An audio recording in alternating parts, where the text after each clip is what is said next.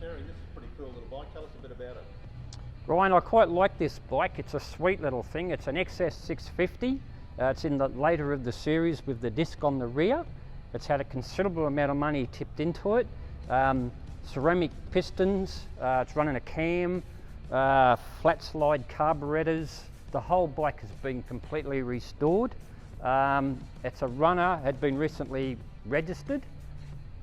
It's basically show quality, isn't it? It's a good looking bike, it really is. It's got the original grab rail on the back there, the Yamaha. Original seat and grab rail.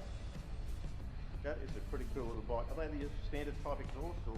The exhaust are aftermarket, replica ones of the original. Has kickstarter, electric start as well.